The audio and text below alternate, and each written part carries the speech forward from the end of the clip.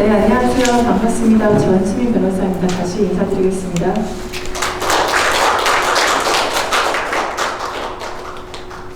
오늘 그 특강 때문에 제가 안 입던 치마를 좀 입었어요.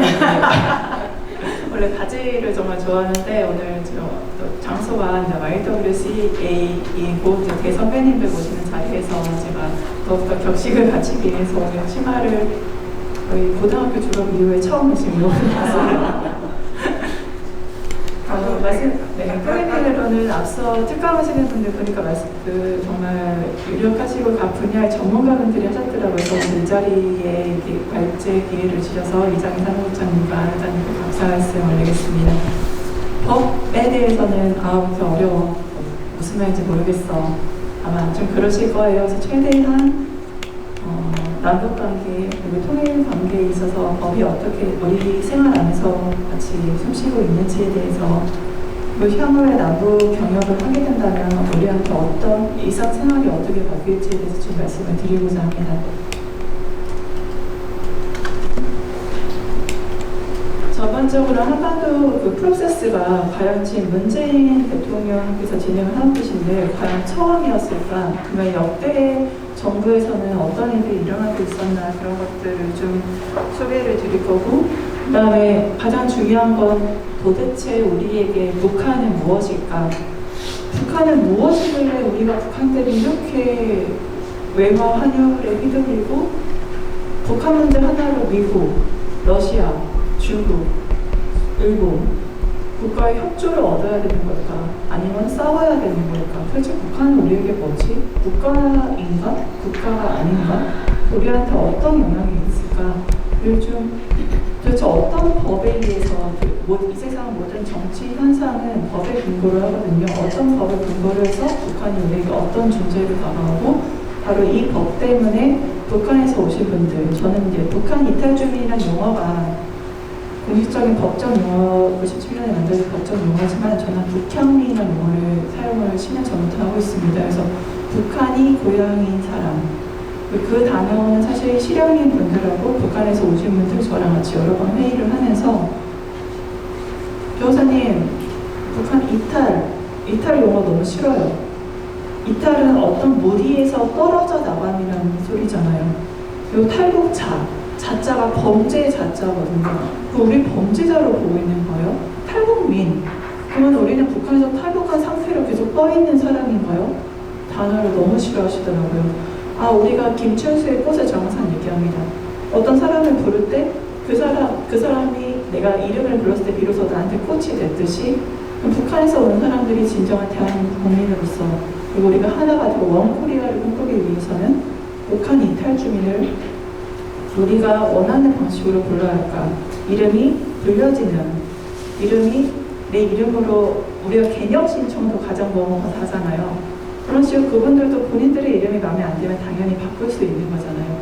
그럼 어떻게 바꿔야 할까라는 이제 수많은 논의 끝에 저는 실향민 용어를 착안해서 같은 대한민국 국민인데 실향민 분들도 대한민국 국민이시잖아요. 하지만 북한에 고향이 있는 사람, 왜냐하면 서울에 고향이 있는 사람이 있고 제주도에 고향이 있는 사람이 있듯이 그분들은 단지 북한에 고향이 있는 자랑스러운 대한민국 국민이 아닐까라는 생각으로 저는 북향민 용어로 그분들을 부르고 있습니다.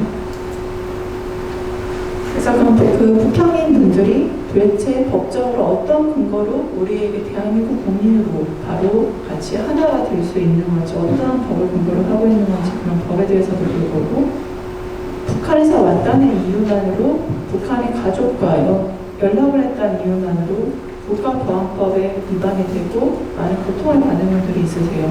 그래서 그런 사례들도 좀 말씀을 드릴 거고요.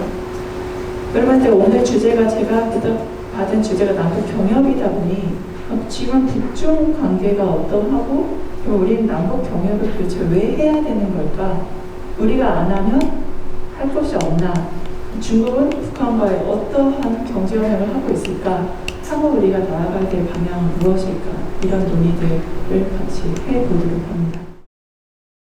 사실 지금 문재인 대통령의 평화적 프로세스는 이번이 처음이 아니고요. 그 시발점 바로 노태우 대통령님의 북방 정책에서 이루어집니다. 여러분들 88 올림픽 저는 가끔씩 뭐 국뽕이라고 하지만 저는 정수라 선생님의 아 대한민국 노래 너무 좋아하고요.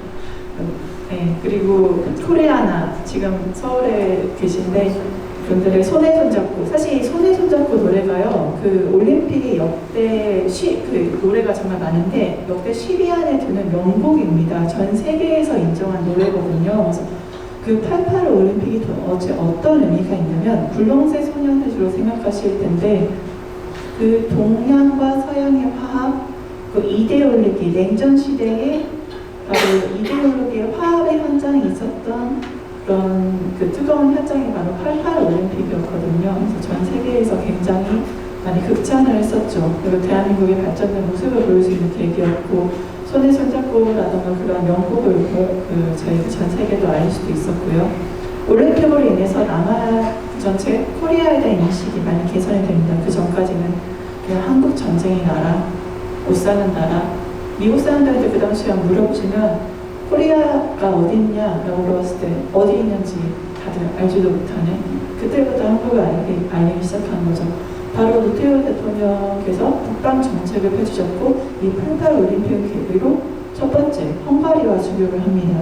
헝가리와 수교를 해서 바로 이게 동구권 국가, 또 우리가 동구 독일을 비롯한 그런 공산주의 국가와 수교를 하면서 점차적으로 이제 북한과 그런 체제 경제 시스템을 갖지만 민주주의 국가뿐만이 아니라 공산주의 진영까지 포용을 하고 다양한 국가 발전을 위해서 발전을 도모하는 현장이 바로 노태우 대통령의 북방 정책이었던 거죠.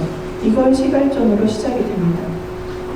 김영삼 정권의 우리가 세계화, 가장 한국적인 게 세계적인 것이다. 기억을 하실 거예요. 세계화 정책으로 김치라든가 우리 고유의 음식들 문화를 알리기 시작하는 세계화 정책이 시작이 됩니다. 우리가 잘 알고 있는 햇볕 정책, 언제부터 시작이 된 도시 아시나요? 네, 코로나로 인해서 다들 마음속으로 정답을 다 생각하실 거라 생각을 합니다. 햇볕 정책 일반적으로는 김대중 대통령께서 시작하신 걸로 알고 있는데요. 사실 햇볕 정책의 기본 기조는 김영삼 정부 때부터 이미 그 기본적인 기조가 굳혀졌고, 실제로 시행을 한 것은 기획은 김영삼 정부부터 김영삼 대통령께서 그 정부에서 그 기획을 했고, 시행은 김대중 대통령께서 그 실행하셨던 작품입니다. 그래서 지금 햇볕 정책이 뭐 보수나 진보 영역을 나눠서 비판이라던가 옹호를 하고 있지만, 이런 역사적인 맥락을 봤을 때 김영삼 정부, 김영삼 대통령께서 기획하시고 이제 김영삼 대통령이 실행하셨다는 걸 봤을 때고, 어떤 정책이 꼭 보수와 진보의 영역으로 꼭 나눠서 했을까? 가장 대한민국의 국익에 이익이 되는 방향으로 나가는 게 우리가 추구해야 될 방향이 아닌가. 보수나 진보 각자의 가치나 대한민국의 마음은 저는 하나일 거라 생각합니다. 대한민국의 발전을 위해서, 대한민국을 위해서는 그런 애국심의 바탕을 각자의 그런 이데올로기적 바탕이 있겠지만, 적어도 기본적 바탕은 항상 무엇이 옳다 그러다보단 대한민국의 발전을 위해서 서로가 얘기하고 있는 게 아닐까라는 생각을 합니다. 그다음에 햇볕 정책 김대중 정부 때 본격적으로 시작되고 남북 정상회담이 그때 이루어지죠. 이때 어떤 일이 있었습니까? 직전에 바로 동서독에, 올해가 바로 독일 동독 서독의 독일 30주년입니다. 그래서 굉장히 크게 독일 안에서도 행사를 하고 있고, 한국 내에서도 코로나 때문이긴 하지만 독일 30주년 행사를 많이 하고 있어요. 30주년이라면 지금 20년이니까 30년 전인데, 그럼 저희도 그때 통일을 이야기하고 꿈꿨지만 이루어지지 못했죠. 그러면 독일과 한국의 차이는 무엇이었을까? 독일 사람들한테 저는 항상 묻습니다. 통일의 비결이 뭐예요? 우리도 통일하고 싶어요. 웃으면서 말씀하십니다. 비결 정말 알고 싶어요? 네, 정말 알고 싶습니다. 네, 제가 정말 팁을 드릴게요. 귀를 기울이는 거죠. 네, 비결은 단 하나입니다. 통일을 하고 싶으시면 통일을 준비하지 마세요. 특히 그 독일 분들이 불편해하시는 게, 저희가 독일 통일을 흡수 통일로 네이밍을 규정하는 걸 굉장히 불편해요. 우리는 흡수 통일 아닌데요. 동독의 주민들이 스스로 민족 자결권, 민족이 어떠한 방향을 갈 것이니 정치, 경제, 사회, 문화, 민족 자결권은 국제법상 강행 규정인데, 그 어떤 강대국도 임의 규정과 강행 규정 두 개가 있는 강행 규정 느낌에서 강행한다거나 느낌이 오시죠? 그러면 이건 임의 규정은 해도 되고 안 해도 됩니다. 하지만 강행 규정은 무조건적으로 국제법상 지켜야 합니다. 지키지 않으면 불이익이 있어요. 바로 민족 자결권은 국제법상 강행 규정이기 때문에 만약에 동독과 서독의 통일 과정에 있어서 소련의 개입이 있었거나 아니면 미국의 개입, 주변국의 어느 하나라도 강대국 개입이 있었으면 동독과 서독이 지금의 형태로 통일이 힘들었을 겁니다. 하지만 국제법상 민족 자결권 행사에서 동독 의회에서 우리의 운명, 동독 주민의 운명은 우리가 스스로 결정할게. 의회에서 결정할 수 있는 거라 우리는 서독으로 편입을 하겠다.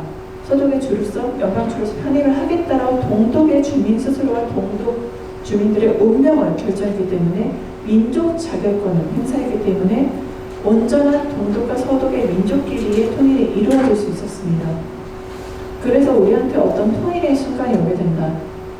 왜 저는 통일의 TV, 통일을 준비하지 않았다고 하죠. 왜냐? 흡수 통일을 하다 북한이 우리랑 통일을 하려고 할까요? 재밌는 거는 북한의 사회주의 헌법, 60, 70년대 사회주의 헌법 보시면 한국은 지금 물론 한국의 헌법 3조 정원 후에 보실 텐데 한반도의 영토 규정을 이렇게 놨습니다. 한반도 전체 및 부속 영토로 한다. 지금 대한민국 헌법상 북한은 대한민국 영토입니다. 그러면 북한의 사회주의 헌법에서 뭐라고 명시를 했느냐?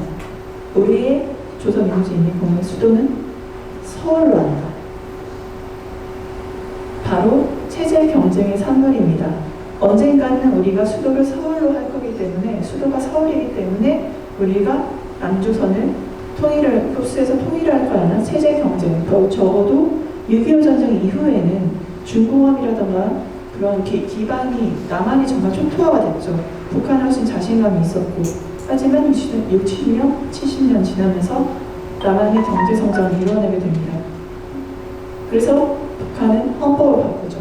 수도 서울에서 지금은 평양으로 바뀌었습니다. 왜냐? 체제 경쟁에서 흡수 통일이 가능하지, 북한 위주의 흡수 통일이 가능하지 않다는 것을 알게 된 거죠. 노무현 정부로 들어와서 개성공단 시작이 됩니다.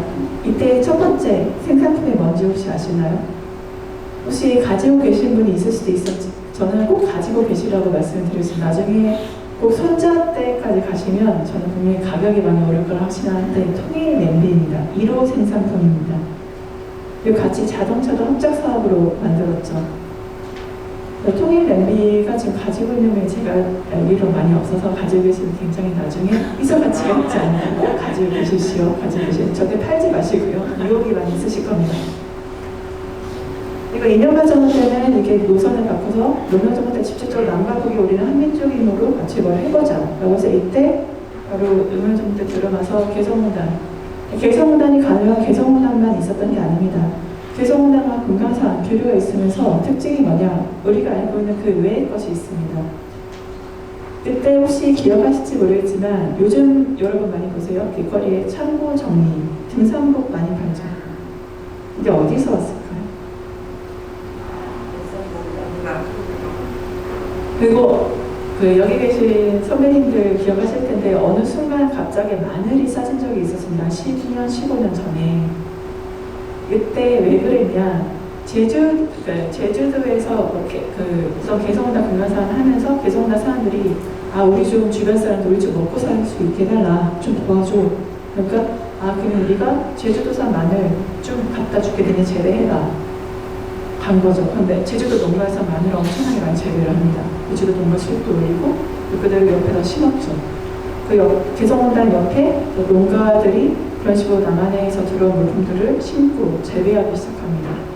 그래서 그 주변의 상권이나 주변의 경제도 살아나기 시작한 거죠. 이때 개성공단과 금강산은 사실은 이부터 금강산에 혹시 가보시면 알겠지만 금강산만 산만 딱 있나요? 아니죠. 주변에 남한의 기업들, 중소기업들이 들어가서 물건을 판매합니다. 그래서 남한의 중소기업들이 금강산에서 남한 사람이 살 수 있는 물건을 판매하고 그 물건을 판매하는 또 중간에 북한 사람도 같이 연계가 되죠. 그러니까 한마디로 딱 그 지역만이 아니라 주변의 상권까지 같이 살아나는 효과가 하나씩 있었습니다. 그리고 그거는 남한의 농가라든가 중소기업도 같이 개입을 해서 많은 이익을 창출했죠. 하지만 지금 그게 단절이 되니까 참고 정리의 형태로 등산목이 굉장히 싸지고 마늘이 싸지고 그런 물가가 내려가는 이유는 수입과 공급의 원칙에 의해서 많아졌기 때문입니다. 왜 많아졌을까? 북한은 노동력이 0입니다. 왜 중국이 이따 북중 무역 얘기할 텐데 중국이 왜 북한에 투자를 그렇게 하려고 할까? 왜 북한의 영향거리, 과학적으로 그렇게 건물이 빠르게 올라갈까? 지금 우리는 52시간, 54시간 이내에 노동법이 개정돼서 해야 되잖아요. 임금도 많이 올랐고 북한은 기본적으로 군이라든가 당에 의해서 명령에 의해서 인민들이 총동원되기 때문에 거기에 대한 그 당에 대한 충성도를 보여주는 거지 따로 노동력에 대한 대가를 지불하지 않습니다. 중국에서 좋아하는 거, 중국 최근 임금 굉장히 올랐습니다. 북한이 굉장히 메리트가 많은 거예요. 혹시 방산 시장이나 가시는 분들 아실 거예요. 이렇게 자수로 놓여진 이불이나 대게가 있을 텐데 가격이 굉장히 비싸죠. 고급이니까. 그게 북한, 그러니까 북중 국경지대에서는 지금 한국에서 판매하는 가격에 신화가 100분의 1, 적으면 10분의 1 가격에 삽니다. 왜냐하면 북한의 노동자들이 굉장히 저임금하고 손기술이 굉장히 좋습니다. 북한 노동자들이 한국 사람들이 손기술이 좋아서 전 세계 어디를 가도 손으로 많이 하잖아요. 북한 사람도 마찬가지로 굉장히 손기술이 좋아서 자수를 열심히 써서 그 이불이나 베개를 놓고 그게 한국으로 10배, 신혼 100배 가격으로 들어오는 겁니다. 그래서 한국에서 굉장히 고급 예단 예물로 사용이 되는 거고요. 그리고 이제 박근혜 정부 때는 이러시 이니셔티브를 해서 주변 국가의 압력을 통해서 북한을 붕괴시키고 통일은 대박론이라는 그런 논조 아래 통일 이후의 시스템, 북한이 급변했을 때 우리는 어떻게 대처를 해야 되는가라는 그런 연구에 중점을 뒀었죠. 현재는 북한의 급변이나 붕괴보다는 북한과의 지지적 소통, 지금은 현 정부에서 주력하고 있는 건 바로 종전선언이라고 생각하시면 됩니다. 그럼 종전선언을 도대체 왜 죽도록 하려고 할까? 한국에게도 이익이 있다고 보시면 됩니다. 생각을 해보세요. 외국인 투자자들이 한국에 투자하기 굉장히 많이 꺼려합니다. 휴전 상태입니다. 언제 전쟁 될지 몰라요. 외국에서 유학 온 친구들이 첫 번째 말이 뭔지 아세요? 너 어떻게 한국에 살아? 민방위 훈련한다고 사이렌 소리 울립니다. 외국 친구들 당장 비행기, 출국한 비행기 예약합니다. 당장 전쟁이 나는 줄 압니다.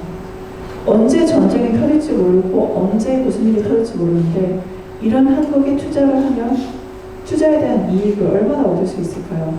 장기적으로 투자는 굉장히 외국인 투자자에게 위험합니다. 그래서 외국인 투자, 한국의 경제 수준에 비해서 외국인 투자자들의 투자 수준이 굉장히 낮은 이유는 바로 한반도 리스크 때문입니다.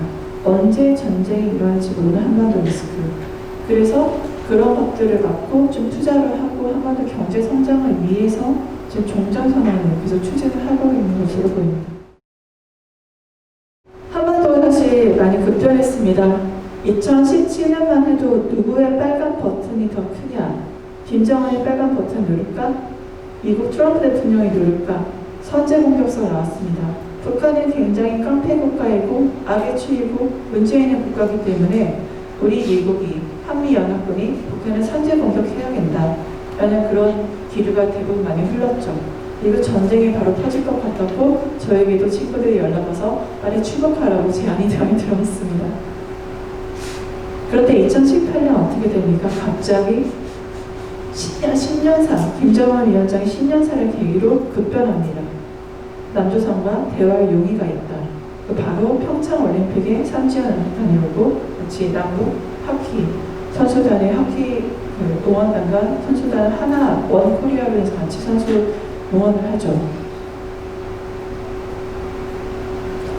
그래서 스포츠라는 거는 하나로 보는 그런 올림픽이라는 게 하나로 보는 그런 꿈이 있는 것 같습니다. 우리가 지금 알고 있는 파란색 한반도 기도 사실은 예전에 올림픽, 유니버시아드 올림픽을 준비할 때 만들어지듯이 지금 우리가 평양 올림픽을 사실 정부에서 추진을 하고 있는 이유는 스포츠를 통해서 또 하나의 남북 화합을 도모하기 위해서 지금 평양 올림픽을 추진을 하고 있습니다. 아직 그 성과는 가시적인 성과는 내지 않지만 추진하고 있는 상황입니다. 2018년 우리는 희망을 봤죠. 남북 정상회담을 했고 그다음에 북미 정상회담을 했습니다. 싱가포르, 하노이. 하지만 하노이에서 어떻게 했습니까? 결렬이 됐죠. 그때 이후부터 북미 관계 굉장히 엄중해지고 남북 관계도 엄중해졌습니다. 2018년 저는 북한에서 오신 분들, 북한 분들 만나면서 항상 왜 남북 관계 얘기가 어려움이 됐지? 라고 그런 것들을 이유를 찾습니다. 왜냐하면 북한에서 오신 분들은 정말 약속을 중요시 하시더라고요. 제가 예를 들어서 선생님 다음 주 중에 저희 밥 먹어요. 그러면 정말 휴대폰을 일주일 동안 보시면서 왜 변호사님께 연락이 안 오지? 다음 주에 밥 먹자고 하셨는데 화법이 다릅니다. 북한에서 오신 분들은 직설적이고 본인이 뭐 예를 들어서 우리 만나서 밥 먹으려고 했을 때 한국 사람들은 그냥 별로 보고 싶지 않으면 보고 싶지 않다 말 못하죠. 그냥 선생님 제가 다음 주에 뭐 일정이 있어서 이렇게 하잖아요. 북한 분들은 당신하고 만날 시간이 없다고 말합니다. 이 말을 들은 남한 사람들은 굉장히 상처받습니다. 이런 화법의 차이가 있는데 그래서 북한의 당 간부들이 그랬다고 해요. 2018년에 남북 정상회담 열리니까 남북의 모든 이재용이라든가 기업가분들 다 가셨잖아요. 정책가분들. 정말 사람 키가 넘는 남북 관계에서 할 수 있는 모든 정책을 다 들고 왔다고 합니다. 그러니까 북한 사람들이 혀를 들으면서 지금 대북 제재 하라고 하는데 실질적으로 너희가 할 수 있는 게 있어서 이걸 가져온 거냐라고 놀랐다고 해요. 그러니까 한마디로 한국은 뭔가 그냥 대북 제재, 지금 북한은 3중 제재죠. 코로나, 대북, 또 하나 우리 한국 말로는 수해라고 하는데 북한은 큰 물 피해라고 합니다. 세 가지로 전 3중 제재, 3중 피해의 3중고에 있는데 한마디로 북한 입장에서 남한 정부는 지키지도 못할 공수표를 위해서 날린다는 거죠. 그럴듯한 거. 결국에 판문점 선언에서 평양 선언에서 많은 약속을 했는데 개성공단 금강산 재개한다고 약속을 했고 김정은 위원장이 또 기대를 했기 때문에 평양 선언 하면서 명라도에 실망 반중 펼쳐놓고 문재인 대통령 연설하게 했죠. 그 다음에 뭡니까? 아무것도 없죠. 그러니까 북한 입장에서는 정치적으로 이용당했구나. 남조선 정부가 자기네 정권 연명하려고 날 이용한 거구나. 분명히 저는 그게 화를 냈을 거라고 생각을 합니다. 그 다음부터 북남관계, 남북관계가 굉장히 경색됐고 이제는 남한은 항상 뭔가 하자고 하면 대북제재 때문에 안 됩니다. 라고 말을 하니 우리가 미국과 다시 직접적으로 얘기를 해야겠다. 그래서 북미 수기에 대해서 계속 지금 폼페이오라든가 비건이라든가 얘기를 해왔던 거죠. 스톡홀름 회담부터 시작을 해서. 그러면 2020년 남북관계, 얼마 전에 며칠 전에 김정은 위원장이 울먹거리면서 말씀하시는 분이 있을 거예요. 말하는 거 봤을 겁니다. 남북 동포들을 그냥 안타깝게 시작하고 코로나 같이 극복하자. 왜 이런 말들을 했을까요? 지금 북한에서 도는 기조입니다. 자력 부과, 자력 병역. 저는 일반적으로 이렇게 생각했어요. 그러니까 아무래도 논문을 쓰고 인터뷰하고 연구를 하다 보니까 이것들을 지원을 하다 보니까 북한이 지금 큰 피해도 있고 코로나로 국경 봉쇄도 1월 28일 날 했고 이제 대북제재도 계속 있고 굉장히 많이 어렵겠지. 어떤 분들은 북한이 붕괴되는 거 아니까 이대로 가면 이대로만 잘 한다면 그렇게 말씀하시는 분들도 있고요. 저는 너무 깜짝 놀랐습니다. 분명히 대북 제재 전에 북한과 중국의 무역액이 예를 들어 80억 달러라고 한다면 전체 100을 잡으면 100억 달러로 잡으면 지금 북한과 중국의 공식적인 무역액은 6억 달러 정도라고 합니다. 그럼 굉장히 너무 많이 줄었죠. 그렇게 되면 대중 무역도가 북한이 굉장히 높은데 망하는 거 아닌가라고 판단도 가능합니다. 이게 재밌는 게 뭐냐? 중국 변수에 대해서 저는 예전에 조정 5.16 조약 때문에 연구를 했었는데 중국이 가장 원하지 않는 시나리오, 북한이 붕괴하는 겁니다. 손망치안이라고 하죠. 이가 없으면 몸이 시리죠. 한마디로 북한은 이빨인 겁니다. 그래서 지금 우리는 한미 동맹과 북한, 중국이 항상 항의하는 겁니다. 분명히 61년 조중우 호조약을 체결을 해서 언제든지 북한 땅에 한미 연합군이나 한국군이나 그 어떤 군대가 발 딛는 순간 중국은 북한이 요청하지 않아도 바로 북한 땅에 들어가게 돼 있습니다.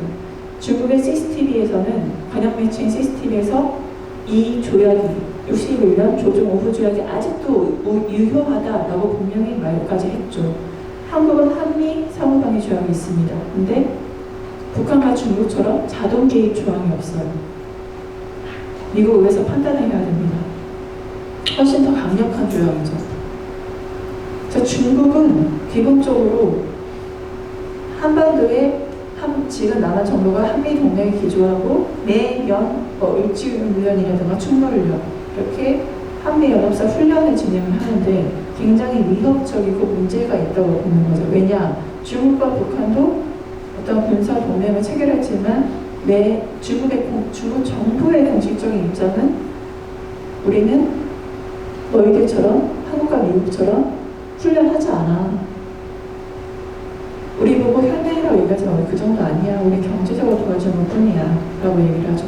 그래서 중국의 북한에 대한 대중 무역 의존도라든가 그런 퍼센테이지는 굉장히 낮아졌지만 그래서 중국 정부가 두 가지 트랙으로 가더라고요. 중앙 정부는 그렇게 합니다. 지방 정부는 어떻게 하는지 아세요? 중국은 분명히 통제 국가죠. 근데 지방 정부에 대해서는 통제하지 않습니다. 그게 지금까지 북한이 중국과의 무역으로 존재하는 이유이기도 합니다. 최근에 제가 들은 가장 충격적인 건 지금 북한에서 양어장이 굉장히 활성화되고 있다는 겁니다. 최근에 숭어, 송어의 양식이 성공을 해서 대대적으로 좀 회라던가 그런 것들 수출이 되고 있고, 그리고 중국 음식 중에서 여러분들 어떤 재료가 식재료가 많이 쓰이죠? 그 중에 하나가 해파리거든요. 바로 서해안에, 북한의 서해안에 해파리 양식장이 그렇게 많이 지금 건설되고 있고 양식이 되고 있다고 합니다.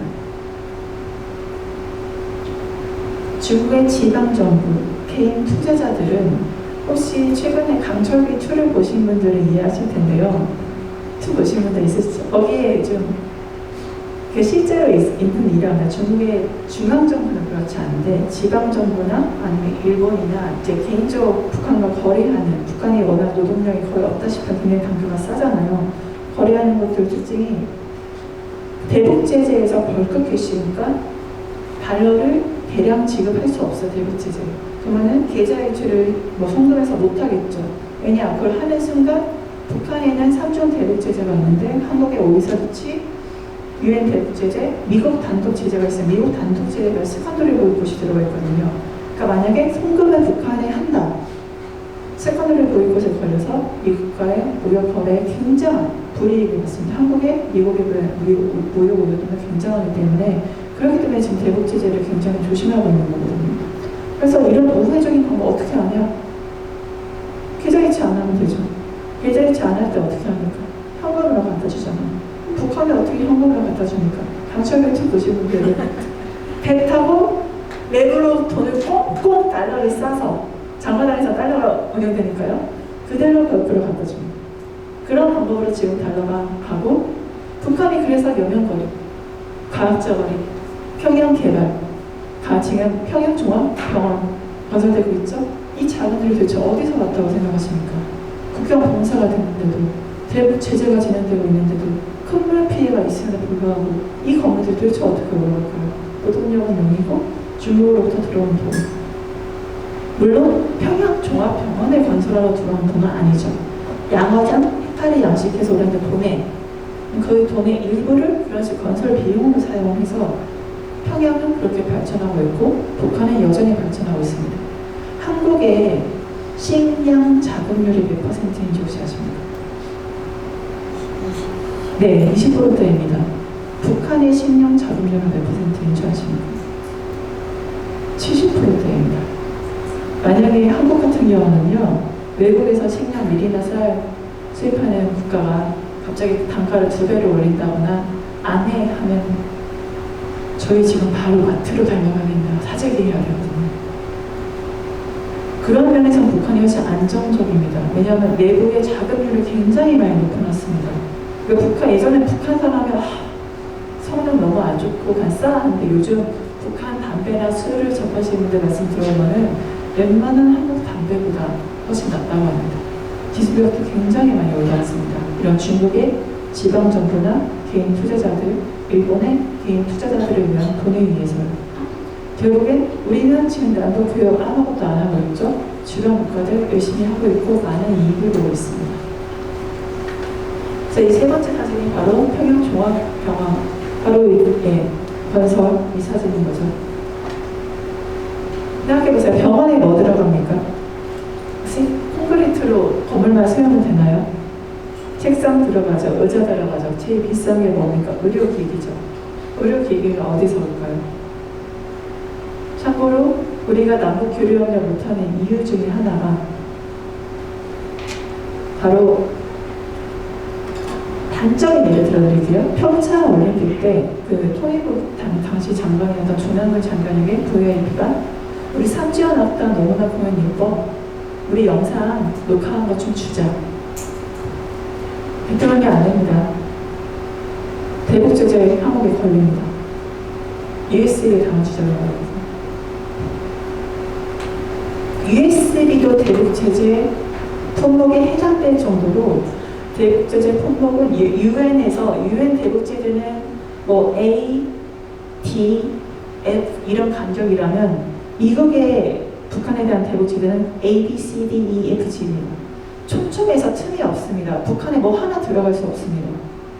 그게 바로 김대중 정부 때와 지금 정말 차이입니다. 예를 들면 얼마 전에 JTBC가 평양에 어떤 중국을 건설해서 못 들어갔죠. 왜냐? 김대중 대통령 그 정부 때는 KBS가 우리가 중계를 할게. 대신에 북한에서 조건을 겁니다. 뭐냐? 그러면 너희 중계했던 카메라와 중계차 놓고 와. 그러면 우리가 촬영하게 해줄게. TV 형태에서 그렇게 했던 겁니다. 북한에, 그래서 북한의 조선중앙통신 TV 시즌이 확 올라갔죠. 그런 매체들을 놓고 하니까 그걸 활용을 해서 지금은 부품 하나 못 들어가고 USB도 안 들어가는데 뭐가 들어가고 있습니까? 근데 어떻게 평양종합병원을 왜 어떻게 짓고 어떻게 콘크리트는 들어갈 수 있다고 칩시다. 안에 의료기기 어떻게 할까요? 이거는 바로 북한과 중국과 미국의 거래, 암묵적인 거래 상황을 좀 이해를 하셔야 됩니다. 지금 미국 대선이 얼마나 나왔습니까? 얼마 안 나왔죠. 만약에 지금 트럼프 대통령의 민주당에 대한 대표적인 업적이 뭔지 아세요? 나는 무장하지 않고 그 전에 대통령 어떻게 했냐? 쌍 선글라스 끼고 쌍안경 끼고 멀리서 북한을 바라봤어요. 한 번도 직접 미국의 대통령이 북한 땅을 밟아본 적이 없습니다. 전쟁 이후에. 근데 트럼프 대통령은 비무장을 하고 김정은과 같이 선을 넘어서 북한 땅을 밟았습니다. 10번이나 밟았어요. 이거는 본인이 생각하기에도 굉장한 업적인 겁니다. 나는 북한 땅을 비무장 상태로 밟은 미국 대통령이야. 난 진정한 평화를 이야기하는 대통령. 너희 민주당 말만 하는 것들과 달라. 이게 트럼프가 미국 내에서 주장하는 내용 중에 하나입니다. 한마디로 북한, 야 내가 북한하고 이렇게 협상을 잘해서 지금 미사일 안 쓰고 있잖아. 핑계가 안 하잖아. 미사일 써도 이거 단거리야. 네 미국에 위협을 주는 괌까지 쏠 수 있는 중거리 미사일이 아니라고. 바로 나와의 협상으로 인해서 북한이 이렇게 만들었어. 그러니까 나는 대단한 대통령이고 위대한 대통령이 바로 트럼프의 그런 전략 노선이고 그걸 민주당을 공격하는 수단이죠. 그런데 어떻습니까? 만약에 북한이 미국 대선 직전에 중거리 미사일을 괌이나 미국 본토에 쏜다면 어떻게 될까요? 누가 이길 것 같습니까? 100%죠. 바이든이잖아요. 그럼 어떻게 해요? 미국 입장에서는 대선 전에 북한이 중거리 미사일을 쏘아 올리거나 핵실험을 하는 그 위험 변수를 없애야 됩니다. 대선 승리해야지 정권 장악하잖아요. 미국 입장에서는 그렇습니다. 지금 정권을 잡고 있는. 그럼 중국 입장에서 어떻습니까? 북한이 무너지지 않아야죠. 순방치 아니니까.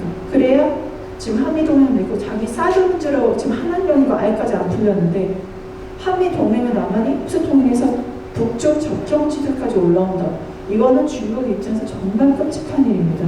접경지대에 모든 중거리 미사일 다 배치하면은 한반도가 중국에게 왜 중요하냐? 중국은 지금 14개 국가와 영토 전쟁을 하고 있습니다. 근데 트위전이 뭔지 아세요? 베이징 바로 앞에 한반도가 있습니다. 중국은 지정학적으로 어느 나라든 전쟁을 할 때 수도가 함락되면 끝입니다.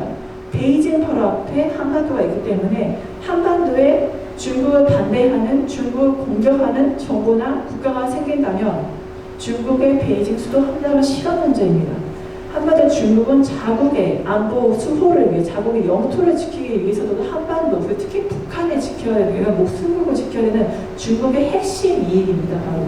그렇기 때문에 중국은 절대 북한이 붕괴되는 걸 원하지 않아요. 지금 이렇게 분단이 돼서 북한이 존재하는 현 상태 유지를 중국 최고의 핵심 이익, 핵심 가치로 한반도에 대한 대정책으로 펼치고 있는 이유가 바로 그것 때문입니다.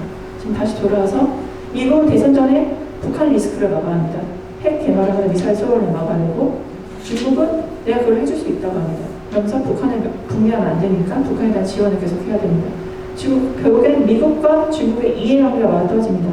우리가 북한 미사일 쏘지 않게 해줄게.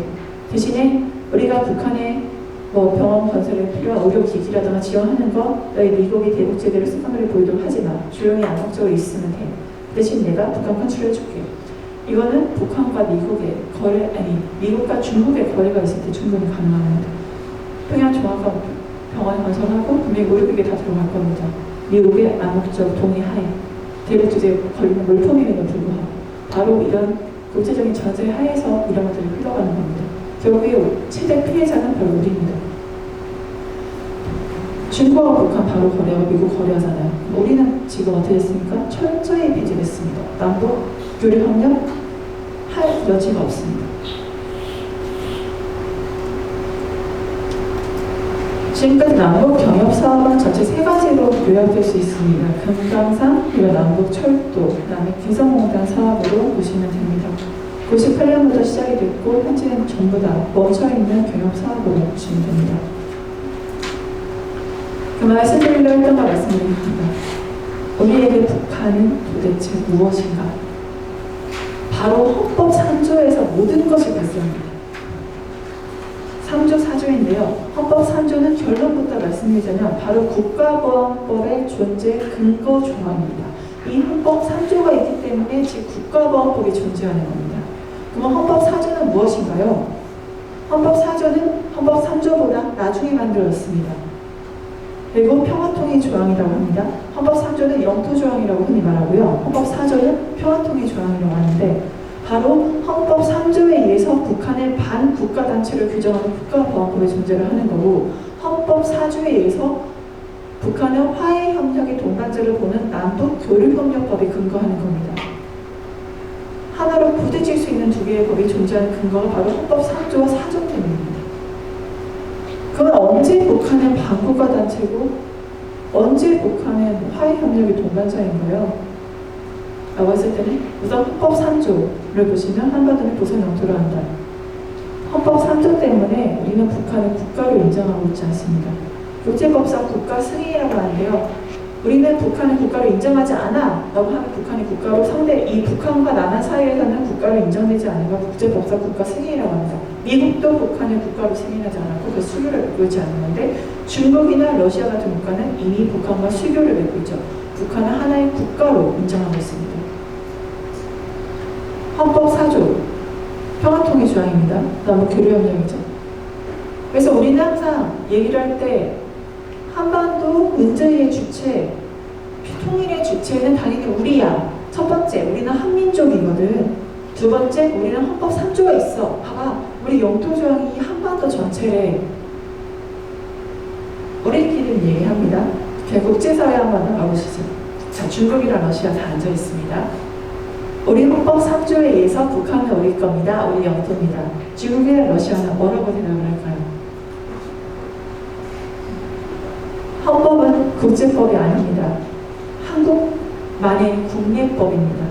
한국만의 국내법을 가지고 가서 북한을 우리 영토라고 주장을 하는 것은 중국이나 러시아, 지금 북한이 전 세계 160개국가와 외교적 관계를 맺고 있습니다.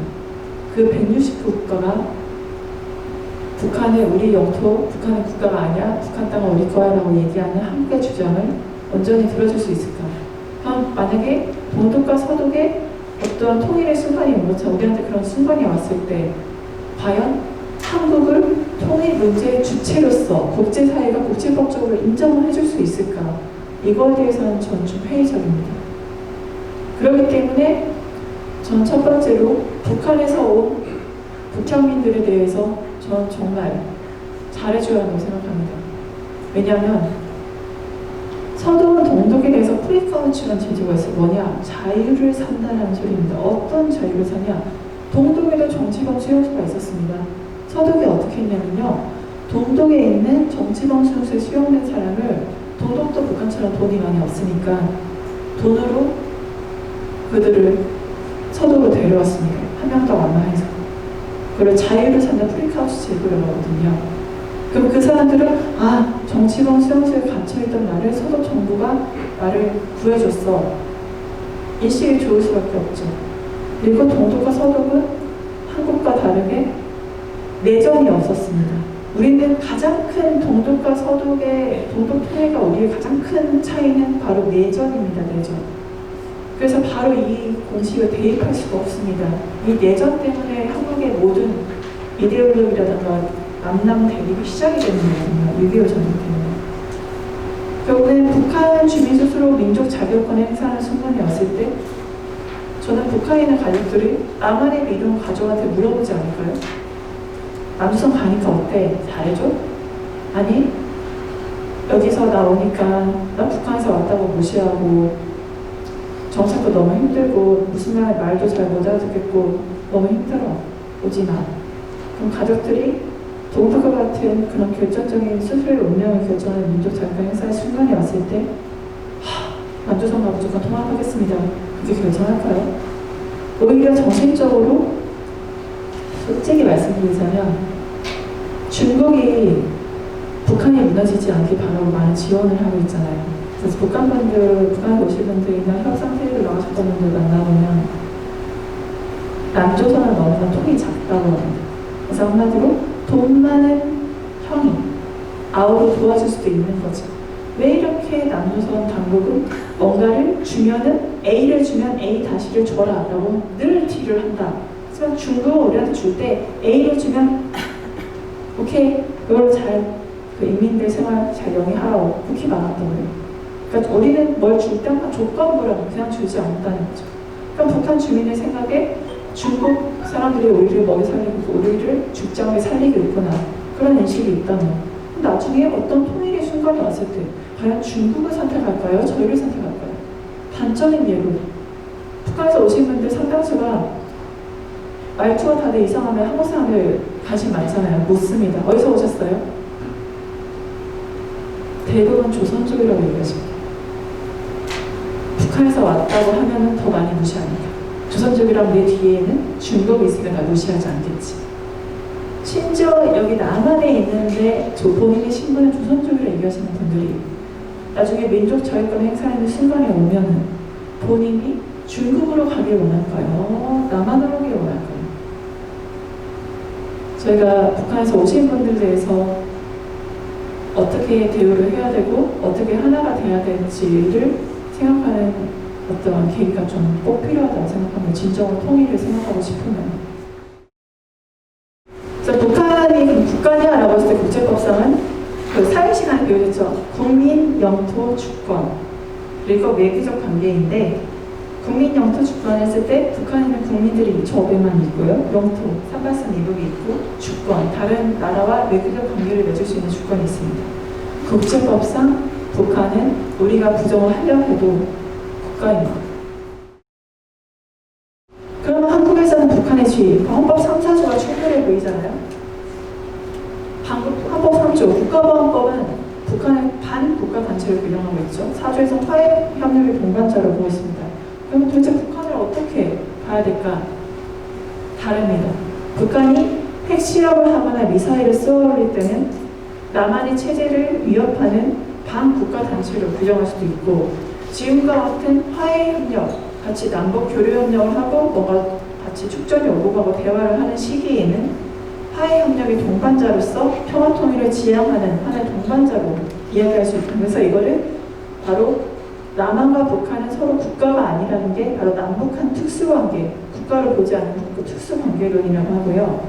그다음에 말씀드린 북한이 미사일 쏘아올릴 때와 화해 협력을 할 때, 그러기 때문에 북한의 두 가지 지위를 남한에서 갖고 있다는 한에서 미사일 쏘아올릴 때는 반국가 단체, 지금 봐도 화해 협력 모두에서는 화해 협력의 동반자라고 생각하시면 이중적 지위를 가지고 있습니다. 개성공단으로 좀 더 넘어가겠습니다. 개성공단에 갔다 오신 분들 제가 자문은 항상 다 말씀합니다. 우리의 기술과 자본으로 이 사람들의 저렴한 노동력 투과를 하면 국제 경쟁력을 갖추는 기업이 탄생할 수 있습니다. 그리고 이게 서로 소통, 아까 개성공단과 금강산 얘기를 드렸잖아요. 바로 그 지역만 발전하는 그 주변 지역까지 같이 경제적으로 발전을 한다 말씀드렸습니다. 그렇기 때문에 북한의 이제 저렴한 노동력이라든가 남한의 기술로서 같이 경쟁력을 갖출 수 있다. 네, 솔직히 말씀드리자면 나중에 통일의 순간이 오는 통일전에 온다면 만약 여기에서 북한에서 오신 분들 계실 수도 있는데 제가 만약에 북한에서 왔다고 해도 여기서 북한의 뭐 저렴한 노동력을 얘기하면 좀 기분 안 좋을 것 같거든요. 동독의 총리님이라고 말하는 팀가 있어서 물어봤어요. 어떻게 동독하고 서독 통합할 때 화폐를 1대1로 바꾸셨습니까? 동독의 경제력이 훨씬 안 좋은데요. 동독의 총리님이 딱 한 말씀 하시더라고요. 제가 1시간 일한 가치가 서독의 총리가 일한 가치와 다르지 않다고 생각합니다. 결국은 이 말이 저희가 나중에 통일에 지향하고 통일의 관점에서 북한 사람들은 노동력 싸고 좋아, 그러니까 써야 돼가 아니라 북한 사람과 남한 사람은 다를 바가 똑같이 1시간 일한 가치가 같다는 거죠. 그분들의 북한에서 태어났다는 이유만으로 노동력이 저하되고 그 사람들 노동력 가치는 우리보다 낮아라고 생각하는 순간 우리 스스로 그 안에서 차별을 만들고 이등 시민을 만들고 진정한 사회 통합을 저해하는 요인이라고 생각합니다. 그래서 더 이상은 뭐 기업 분들은 저렴한 노동력 강조를 하시고요. 가덕이자 단계에서는 개성공단 열기 위해서 강조할 수 있겠지만 최종적으로는 전 그거는 좀 지양해야 되는 방법이 아닐까라는 생각입니다. 최근에 좀 약간 민감한 이슈 말씀드리겠습니다. 해수부 공무원이 피해당한 사건이 있었죠. 저는 이제 두 가지 사건을 아는 맥락에서 말씀을 드리자면 사실 저는 얼마 전에 칼럼을 썼지만 금강산과 굉장히 유사하다고 봤습니다. 북한에서 이제 군인들 많은 인터뷰를 통하면 북한 내부에 규정이 있습니다. 이거는 미국도 마찬가지고 한국도 마찬가지입니다. 자, 우리 군사지역으로 일반이 누군가가 들어와서 누군지 정체를 몰라요. 서. 누구야 서. 움직이면 쏜다. 북한 내부의 규칙입니다. 근데 둘 다 공통점이 있었습니다. 움직이면 쏜다 했는데 이때 박원자 씨 같은 경우는 그대로 비치 호텔로 도주를 했죠. 그냥 군사지역으로 들어왔다가 도주를 하다가 총을 맞고 사망하셨고 이번에 공무원도 제가 알기로는 제가 아는 선에서는 이제 북한 땅인가 나중에 인식을 하시고 이제 대부분 아마 그 순간이 오면 정말 무서우시겠죠. 그래서 세 가지 서 누구야 서 신원 확인하고 움직이면 쏜다라고 했는데 그대로 도주를 하시다가 사살을 당하신 걸로 저는 들었습니다. 결국에는 북한 이거는 미국에 들어가서 여러분 가신 건 알겠지만 뭐 경찰이든 군인들의 요구에 응하지 않으면 그런 식으로 발표를 하잖아요. 그래서 나중에 관광이 재개되더라도 꼭 미국 금강산 관광 갔다 오신 분들 보면은 그 관광 지역만 가시는 게 아니라 뭐 군사 지역을 방문해서 가셨지만 북한에 있는 마을에 술 취해서 가셔서 그렇게 많은 음주 강요, 그러니까 춤도 추시고 북한 마을을 아예 쓸어버리신다고 남한분들이 하시더라고요. 그래서 그런 것들에 대한 철저한 교육이나 예방을 저는 정말 너무나 필요하다고 생각해요. 우선 우리 자체에 북한에서 어떻게 그걸 대응을 하는지를 알아야 스스로를 보호할 수 있기 때문에 그런 대응 방법이 필요하다고 좀 생각합니다. 그래서 이렇게 패스, 이게 군사 국경지역 안으로 이제 들어갔다가 이제 거기서 움직이면 쏜다 했는데 그대로 비치 호텔로 도주하는 과정에서 피살 사건이 일어났죠. 법률적으로 사실 미비한 게 있습니다. 개성공단 금강산 출입에 대해서 이제 법이 있는데 북한에서 조사를 받을 때요. 그러니까 변호인의 조력을 우리가 받아야 하잖아요. 근데 그거를 받을 권리가 보장이 되어 있지 않습니다. 그래서 아마 조사받으시는 분들 북한군이 조사를 하면 얼마나 무서우시겠어요. 그래서 그런 것들도 분명히 북한과 나중에 협상을 하게 되면 저희가 추진을 해야 될 거고 그러니까 북한의 일방적인 조사를 위해서 추방하는 그런 형태이기 때문에 그런 형태를 좀 신변보호 측면에서 저희가 이 조문만큼은 좀 개정을 해야 될 필요가 있습니다. 그리고 또 엄중한 위반 행위가 있을 때라고 별도로 하는데 엄중한 위반 행위 뭐가 느낌이 오십니까? 도대체 어디까지가 엄중한 위반 행위일까요? 굉장히 모호하죠. 그래서 나중에 우리 신변보호를 위해서라도 엄중한 위반 행위, 우리 국민이 어떠한 행위를 한 것이 엄중한 위반 행위에 해당되는 거에 대해서 정확한 북한과 남한의 경계선이 있어야 한다고 생각합니다. 결국엔 남북의 이런 교류협력 대화, 우리가 하지 않아도 지금 중국과 일본 주변 국가들 북한과 열심히 하고 있습니다. 대북 제재 피해서 여러 가지 방법으로 합니다. 북한은 나날이 발전하고 있고요. 건물을 올리고 있고 종합병원도 이제 건설됩니다. 꼭 남한과 거래하지 않아도 돼요. 그러면 남북 경제 협력에서 누가 급한 상황인지 누가 해야 되는지는 우리들이 판단을 좀 해야 될 것 같습니다. 이대로 가야 될지 아니면은 좀 안타까운 건 개성공단, 북한이 자본주의 시스템을 잘 몰랐는데 개성공단을 한 거의 20년 운영했거든요. 그래서 남한의 기업가분들이 이제서야 북한이 자본주의 시스템을 이해하기 시작했어 라고 하는 순간 바로 개성공단이 철거했어요. 그 다음에 어떤 일이 있었냐, 바로 중국의 황금평 위화도 그쪽 개발팀이 들어옵니다. 중국은 너무 신나죠. 20년 동안 자본주의 시스템을 다 교육시켜 놨더니 중국은 경제적으로 이미 자본주의 시스템 다 들어왔잖아요. 바로 황금평 위화도 개발 시작합니다. 왜냐, 북한이랑 말이 너무 잘 통하거든요. 우리는 20년 동안 북한에게 자본주의 시스템과 여러 가지 제도를 알려주고 그대로 모든 이제 수익을 내기 시작하는 시점에 문을 닫기 시작한 겁니다. 개성공단에. 그게 좀 안타깝거든요. 그럼 남북 교류협력, 아까도 제가 말씀드렸는데 하시는 분들 주로 사업가분들이 국가보안법 위반 사범이나 아니면 북한에 가족이 있으신 분들이 국가보안법 위반 사범이 많이 됩니다. 가족하고 연락을 하다가 그냥 보이고에서 연락이 옵니다. 야, 너 가족들 딸 아들이 너 보고 싶다는데 안 볼 거야? 시간 계속 지나보세요. 가족들 너무 보고 싶대요. 안 보면 죽을 것 같아요. 일반적인 사람이라면 북한 그 가족들의 그런 부름을 또 북한에 들어가는 것들 북중 적격이 돼서 보자고 하면은 그 유혹을 뿌리칠 수 있을까? 특히 딸이나 아들, 자식들이 있는 분들한테 더욱더 그 유혹을 뿌리치기 힘들어서 가는 순간 잡히고 강제 북송되시거나 가는 순간 국가보안법 위반 사범으로 잡혀서 국정원에 의해서 송환되시는 분들이 많습니다. 북한 결국에 아까도 얘기했지만 북형민, 북한에서 태어났던 이유만으로 바로 북한의 가족과 연락을 한 것뿐인데 가족이 보고 싶어서 간 것뿐인데 국가보안법 위반 사범이 됩니다. 현재 그 국가보안법 보시면 이제 국가의 안전을 위험하게 한다. 이게 국가보안법 배경이요. 우리나라가 의회가 만들어지고 20만 년 전에서 바로 일본의 치안유지법을 그대로 보냈어요. 치안유지법이 뭐냐면요. 그 조선의 독립운동가들, 그때 독립운동가들 상당수가 공산주의 운동을 많이 했었거든요. 그 공산주의 진영을 부시고 그 독립운동을 하는 사람들을 처단하기 위해서 만든 게 바로 일본의 치안유지법인데 이 일본의 치안유지법을 모태로 해서 만든 게 바로 국가보안법입니다. 그러니까 국가보안법은 특징이 우리나라 형법이 만들어지기 전에 임시적으로 만들기로 한 법인데 형법이 만들어지고 형법 만들기 전에 임시법이었는데 지금까지 존속을 하고 있다는 특징이 있습니다. 결국에는 국가보안법이 지금 이제 남북 교류협력 하자면 지금 대북 사업가들이 많이 걸려서 지금 들어와 계시거든요. 그럼 어떻게 해야 될까? 왜냐하면 모자이크 기법이라고 합니다. 저희끼리 내부 강의로 제가 오늘 여기 와서 특강을 합니다. 그리고 어제 커피숍 가서 12시쯤에 커피를 먹었어요. 내일은 친구를 만나서 얘기를 할 겁니다. 그러면 그 검색창에서 어떻게 하냐면 모자이크 기법, 모자이크 이렇게 틀 짜보셨죠? 이렇게 목도리나 그런 거 이렇게 짜자는 틀을요.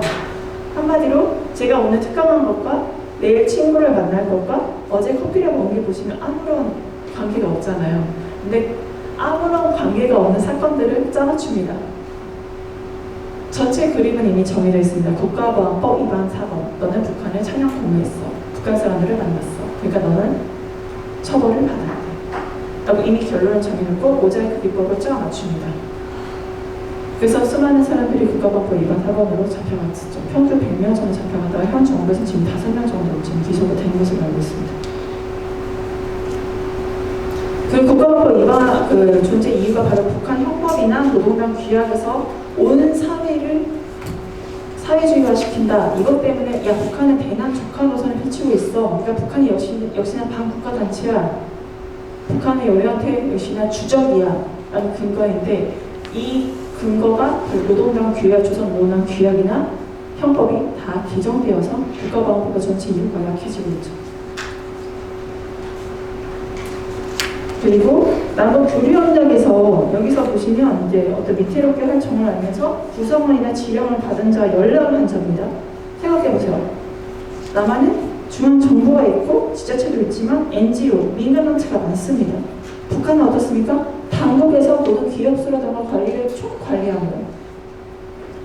그럼 북한과 뭔가를 하려고 하면 당연히 북한 당국과 연락할 수밖에 없는 거죠. 근데 이 국가방어법 8조에 따른 어떻습니까? 당국과 접선을 하면 해합통신죄에 처벌됩니다. 그래서 남북교류협력을 진정을 하고 싶으면 이러한 북한의 특수성, 민간단체가 없잖아요. 당국과 연락을 해야 된다. 당국과 연락을 하면 해합통신죄에 걸린다, 처벌된다. 이런 특수성을 고려했을 때 남북교류협력을 하고 싶다면 이러한 법안들을 재검토해야 되는 게 시점이 아닌가 생각합니다. 마지막으로 정전협정인데요. 저는 일단 남북교류협력을 하기 위해서는 지금 여기 가운데 뭐가 있습니까? DMZ가 있잖아요. DMZ 통과해야죠. 왜 굳이 중국을 통해서 러시아 통해서 돌아갑니까? DMZ 통과해야 돼. 우리가 DMZ를 통과 못하는 이유가 있습니다. 바로 정전협정 때문에 못 들어갑니다. 왜냐? 정전협정에서는 인간이 통과를 못하게 돼 있습니다. 그렇기 때문에 이 정전협정 조문을 개정해야 됩니다. 민간인 통과를 못하니까 우리가 지금까지 북한이 직접 DMZ 통해서 못 가는 거예요. 이게 정전협정 때문에 개정해야죠. 그럼 어떻게 하냐? 방법이 61조에 나와 있죠. 적대 쌍방 사령관들 서로 모두 합의해야 된다. 결국엔 이 정전협정에 사인했던 당사자나 우리 미국이라든가 유엔군, 북한이라든가 중국이나 남한 같이 모여서 이 DMZ를 통과할 수 있는 방안을 모색을 해야죠. 그래야 DMZ가 진정한 평화구역이 되고 DMZ를 통해서 남북한 교류협력이 일어날 수 있는 겁니다. 네, 오늘 그 특강은 여기까지 하고 Q&A로 가름하겠습니다. 감사합니다.